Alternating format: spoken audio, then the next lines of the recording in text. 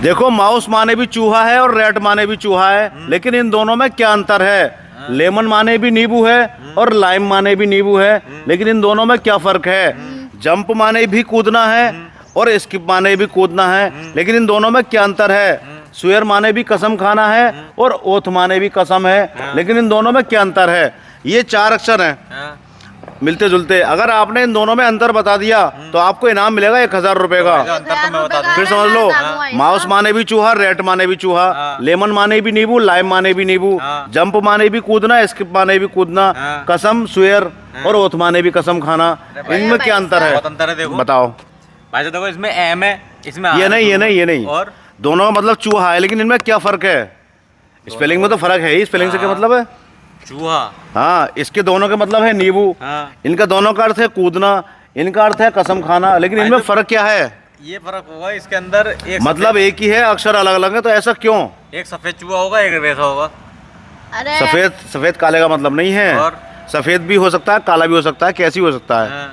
और लेमन भी नींबू, इन दोनों में क्या? देखो दोनों मतलब नींबू है, इन दोनों मतलब चूहा है। कहते होंगे बड़े वाले को नींबू को। अच्छा, और इसे नींब कहते होंगे, नींबू मतलब लाइम, इसे छोटे आलू कहते होंगे। अच्छा चलो ठीक है, आगे बताओ। और भाई जंप जो थोड़ा इतना कर लिया। अच्छा, ये जंप इसे जब ज्यादा वाला करते होंगे तो कहते होंगे। अच्छा, और स्वेयर कसम खाना, कसम खाना ये वाला होगा कसम से।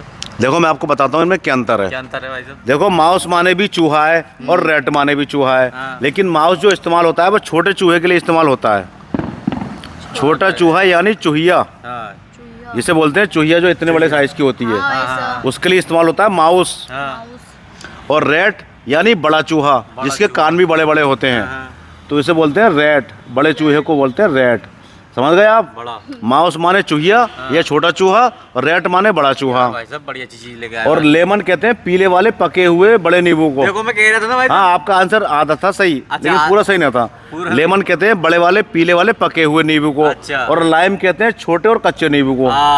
समझ गए? उल्टा हो गया भाई साहब। ये बड़ा नींबू हो गया और ये हो गया छोटा नींबू, कच्चा हरा जो होता है। अच्छा, ठीक है। अब जंप माने भी कूदना है और स्किप माने भी कूदना है। तो जंप कहते हैं जैसे हम यहाँ के यहीं कहीं कूद रहे हैं, थोड़ा बहुत आगे बढ़ गए, ये हो गया जंप, अपनी जगह से कूदना। स्किप माने किसी चीज को छोड़ के चले जाना या कूदते कूदते आगे बढ़ जाना। अच्छा। जैसे आप कहते हैं ना वीडियो स्किप कर दो, ये स्किप कर दिया, वीडियो बढ़ा देना, आगे को बढ़ा देना, स्किप कर दिया, कूदते कूदते आगे बढ़ना। और जंप माने वहीं के वहीं कूदना। समझ गए आप? अब कसम और ओथ, स्वेयर और ओथ में क्या फर्क है? जब इंसान एक बार कसम खाता है किसी काम को न करने की, एक बार के लिए, कि मैं आज खाना नहीं खाऊंगा, मैं कसम खाता हूँ, तो ये मेरी कसम जो है, स्वेयर ये लफ्ज इस्तेमाल होगा, शब्द स्वेयर। अच्छा। यानी आज के लिए, एक टाइम के लिए। और जब मैं लंबे टाइम के लिए कसम खाऊंगा, जैसे मैं संविधान की कसम खाता हूँ कि मैं इस पद पर रहकर संवैधानिक कार्य करूंगा, उसे बोलते हैं ओथ, जो पूरी जिंदगी के लिए ली जाती है। जैसे मैं कसम खाता हूँ कि मैं अपने देश से हमेशा प्यार करूंगा, तो ये हो गई ओथ, यानी लंबे टाइम के लिए, आजीवन। और एक टाइम के लिए जो होगी उसे बोलते हैं स्वेयर। इतना फर्क है। समझ गए आप?